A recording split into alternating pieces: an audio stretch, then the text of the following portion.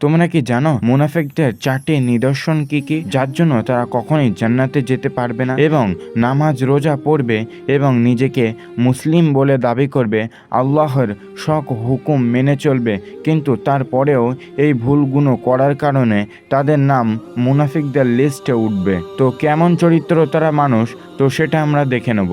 তো সর্বপ্রথম, যখন কথা বলবে মিথ্যা বলবে।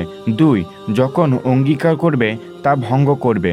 3, যখন সে আমানত করবে তা খেয়ানত করবে। 4, সে যখন ঝগড়ায় লিপ্ত হবে অশ্লীলভাবে গালাগালি করবে। উক্ত হাদিসের শিক্ষা।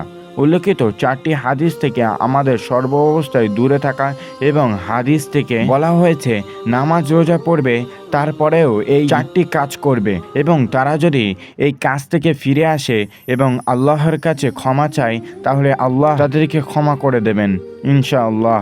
এবং এই 4টি মুনাফিক কাজ থেকে আমাদের সকল মুসলিম ভাই বোনেদের দূরে থাকার তৌফিক দান করুন, আমিন। আর বন্ধুরা, তোমরা এটাকে সদকাতুল জারিয়ার উদ্দেশ্যে এই ভিডিওটিকে মুসলিম ভাই বোনেদের কাছে পাঠিয়ে দিতে পারো।